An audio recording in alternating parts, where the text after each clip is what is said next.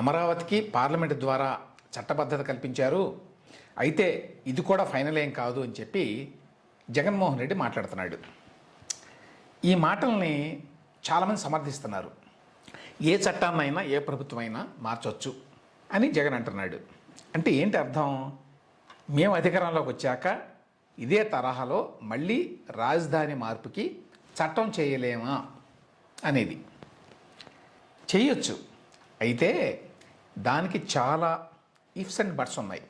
First, Jaganmohan Reddy గారు మళ్ళీ ఎన్నికల్లో గెలవాలి, అది కూడా భారీ ఎత్తున గెలవాలి. ఎన్నికల్లో గెలవగానే సరిపోదు, కేంద్రంలో కూడా హంగ్ పార్లమెంట్ ఏర్పడాలి. లేకపోతే కేంద్రంలో ఉన్న ప్రభుత్వం జగన్మోహన్ రెడ్డి గారి పార్టీ మీద ఆధారపడి ఉండాలి. అంటే జగన్ ఎంపీల మీద ఆధారపడి కేంద్ర ప్రభుత్వం నడవాలి. ఆ పలుకుబడితోటి జగన్మోహన్ రెడ్డి గారు మళ్ళీ ఇంకో రాజధాని బిల్లుని తీసుకురావచ్చు. ఏమో గుర్రం ఎగరావచ్చు అన్నట్టుగా ఇది కూడా జరగవచ్చు. కాబట్టి ఈ రెండు జరగవనే ఉంది. జగన్మోహన్ రెడ్డి గెలవడము, కేంద్రంలో పలుకుబడి సంపాదించడము. అందువల్ల జగన్ చెప్తుందో నిజమే, రాజధానిని మళ్ళీ మార్చొచ్చు అని చాలామంది మేధావులు, యూట్యూబ్ అనలిస్టులు కూడా నొక్కి వక్కాణిస్తున్నారు. అయితే ఈ రెండు కండిషన్లు, అంటే జగన్మోహన్ రెడ్డి మళ్ళీ గెలవటం, కేంద్రంలో పలుకుబడి సాధించటం, ఇవి ఫుల్ఫిల్ అయినంత మాత్రాన కూడా రాజధాని మార్పు సాధ్యం కాదు. ఎందుకు చెప్తున్నాను ఈ మాట అంటే, ఫస్ట్ పాయింట్, ఏదో చట్టాన్ని మార్చినట్టుగా రాజధానిని మార్చడం సాధ్యం కాదు. రాజధానిని మార్చేటువంటి హక్కు సాధారణంగా రాష్ట్రాలకే ఉంటుంది. ఆ ప్రకారం తెలంగాణ రాజధానిని హైదరాబాద్ నుంచి మార్చొచ్చు, తమిళనాడు రాజధానిని చెన్నై నుంచి మార్చొచ్చు, కర్ణాటక రాజధానిని బెంగళూరు నుంచి మార్చొచ్చు. అయితే అధికారం ఉంది కదా అని చెప్పి ఏ ప్రభుత్వం కూడా ఆ పనికి పూనుకోదు. ఎందుకంటే అది రాజకీయంతో పాటుగా ప్రజాభిప్రాయం, పెట్టుబడులు, ఆర్థిక వనరులు, ఇట్లాంటి చాలా అంశాలతో ముడిపడి ఉంటుంది. కాబట్టి దానికంటే ముఖ్యమైన పాయింట్ మరొకటి ఉంది. పార్లమెంటు చట్టం చేయకముందు కూడా అమరావతే ఆంధ్రప్రదేశ్ రాజధాని. జగన్మోహన్ రెడ్డి గారు ఉన్నప్పుడు కూడా అమరావతే రాజధాని. వైసీపీ వాళ్ళ 3 రాజధానుల ప్రయత్నం తర్వాత కూడా అమరావతే రాజధాని.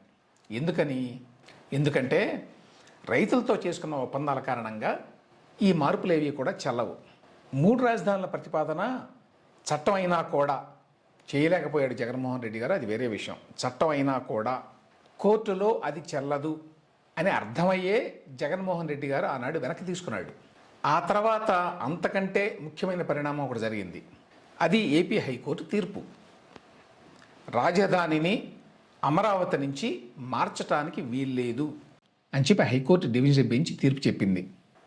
రాజధాని పేరుతోటి రైతుల నుంచి భూములు తీసుకున్న తర్వాత రాజధానిగా అమరావతి మాత్రమే ఉండాలి అని చెప్పి ఆ తీర్పులో స్పష్టంగా ప్రకటించింది.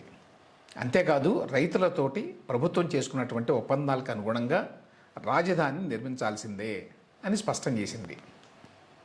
ఈ తీర్పు కారణంగానే జగన్మోహన్ రెడ్డి గారు ఆనాడు ప్రభుత్వంలో ఉన్నప్పుడు వైజాగ్ పేరుతోటి ఎన్ని డ్రామాలు ఆడినా కూడా అమరావతి నుంచి రాజధానిని అంగుళం కూడా కదల్చలేకపోయాడు.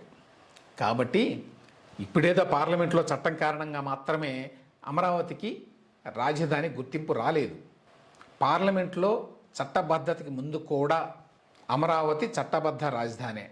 పార్లమెంట్లో చేసిన చట్టం అదనపు గుర్తింపు, ప్రజలకి పెట్టుబడిదారులకి ఒక స్పష్టత కలిగించేటువంటి ప్రయత్నం. అంతేగాని పార్లమెంట్లో చేసిన చట్టాన్ని జగన్మోహన్ రెడ్డి గారు వచ్చి మళ్ళీ తిరగదోడగానే రాజధాని అమరావతి నుంచి వెళ్ళిపోతుంది అని మాట్లాడే వాళ్ళకి అవగాహన లోపమైనా ఉండాలి. లేకపోతే ఉద్దేశపూర్వకంగా జగన్ మాటలకి క్రెడిబిలిటీ పెంచడానికైనా అయి ఉండాలి. ఏపీ హైకోర్టు ఇచ్చిన తీర్పు మీద ఆనాడు జగన్మోహన్ రెడ్డి గారి ప్రభుత్వం సుప్రీంకోర్టుకు వెళ్ళింది. ఆ కేసు ఇప్పటికీ పెండింగ్లో ఉంది. కొంతమంది ఈ ఇష్యూని రైజ్ చేస్తారు. మళ్ళీ అసలు ఈ పార్లమెంట్లో ఈ చట్టం ఇదంతా ఎందుకు, అక్కడ కేసుని రాష్ట్ర ప్రభుత్వం విత్డ్రా చేసుకుంటే పని అయిపోతుంది కదా అనేటువంటి వాదన తీసుకొస్తారు. చాలామందికి తెలియని విషయం ఏంటంటే, ఈ అప్పీల్ని జగన్ ప్రభుత్వం ఒకటే కాదు, వైసీపీ అనుబంధ వ్యక్తులు కొందరు కూడా వేశారు. కాబట్టి రాష్ట్ర ప్రభుత్వం ఏకపక్షంగా సుప్రీంకోర్టులో ఇప్పుడు విత్డ్రా చేసుకున్నా కూడా విత్డ్రా కాదు. రెండు, దీనికంటే ముఖ్యమైన విషయం ఏంటంటే రాష్ట్ర న్యాయశాఖ ద్వారా నేను సేకరించిన సమాచారం ప్రకారం కూటమి ప్రభుత్వం అధికారంలోకి రాగానే డిసెంబర్ 2024లో సుప్రీంకోర్టులో అమరావతి కేసులో ఒక ఎఫిడవిట్ వేసింది. ప్రభుత్వానికి ఇప్పుడు రాజధానిని అమరావతి నుంచి మార్చే ఉద్దేశం కానీ డైల్యూట్ చేసే ఉద్దేశం కానీ లేదు అని స్పష్టంగా అఫిడవిట్లో రాసింది. అమరావతే ఏపీకి ఏకైక రాజధానిగా ఉంటుంది అని చెప్పింది. రైతులతో చేసుకున్న ఒప్పందాలకి అనుగుణంగా అభివృద్ధి చేస్తాం, 3 ఏళ్లలో మాస్టర్ ప్లాన్కి అనుగుణంగా మొదటి దశ నిర్మాణాలు పూర్తి చేస్తాం అని చెప్పి ఈ ఎఫిడవిట్లో అండర్టేకింగ్ ఇచ్చింది. స్క్రీన్ మీద ఈ ఎఫిడవిట్ని చూడొచ్చు. డిసెంబర్ 10, 2024లో ఈ ఎఫిడవిట్ వేశారు. ఫస్ట్ పేరాలోనే ఏముందో చూడండి. The government of Andhra Pradesh has examined the issue and firmly concluded that Amaravati is the capital of Andhra Pradesh. అంతేకాదు చివరికి ఏం చెప్పింది ఎఫిడవిట్లో, in the premises mentioned above it is prayed that the present special leave petitions may be disposed of in the interest of justice. కాబట్టి ఈ special leave పిటిషన్ని మీరు dispose of చేయండి, దీని మీద విచారణ చేయడానికి ఏమీ లేదు అని రాష్ట్ర ప్రభుత్వం ఎఫిడవిట్ వేసింది. చాలామంది రాష్ట్ర ప్రభుత్వం ఈ అంశం మీద సుప్రీంకోర్టులో ఇంతవరకు ఎఫిడవిట్ వేయలేదు, అంటే కూటమి ప్రభుత్వం వచ్చిన తర్వాత అని చెప్పి అనుకుంటున్నారు. అది కరెక్ట్ కాదు. అయితే అర్జెన్సీ లేదు కాబట్టి ఇప్పుడు ఈ అప్పీల్ మీద ప్రస్తుతం సుప్రీంకోర్టులో విచారణ జరగడం వల్ల, అయితే ఒకవేళ విచారణ చేపట్టినా, ఎప్పుడు చేపట్టినా అమరావతికి వ్యతిరేకంగా నిర్ణయాలు వచ్చేటువంటి అవకాశం లేదు. ఎందుకంటే అప్పట్లో ఈ జగన్ ప్రభుత్వం వాదన కానీ మూడో పక్షాల వాదన కానీ ఏంటంటే, మేము 3 రాజధానుల బిల్లుని విత్డ్రా చేసుకున్నాం కాబట్టి హైకోర్టు ఈ కేసులో జడ్జిమెంట్ ఇవ్వాల్సిన అవసరం లేదు, మీరేమి జడ్జిమెంట్ ఇవ్వకుండా ఈ కేసును డిస్పోజ్ ఆఫ్ చేయండి అని కోరారు వాళ్ళు అప్పట్లో. అయినా కూడా ఆ విధంగా జడ్జిమెంట్ ఇచ్చింది ఏపీ హైకోర్టు అని సుప్రీంకోర్టుకు వెళ్ళారు. అయితే ఇప్పుడు కూటమి ప్రభుత్వం ఏం చెప్తోంది, ఏపీ హైకోర్టు ఇచ్చినటువంటి జడ్జిమెంట్తో మాకేమీ ఇబ్బంది లేదు, ఇప్పుడు ఈ ప్రభుత్వ విధానం ఆ తీర్పులో ఉన్నటువంటి ముఖ్యాంశాలకి అనుగుణంగానే ఉంది అని ఎఫిడవిట్లో చెప్పారు. కాబట్టి సుప్రీంకోర్టు ఈ స్పెషల్ లీవ్ పిటిషన్ని మూసేసే అవకాశాలు ఎక్కువ ఉంటాయి. అప్పుడు హైకోర్టు ఇచ్చినటువంటి జడ్జిమెంటే ఫైనల్ అవుతుంది.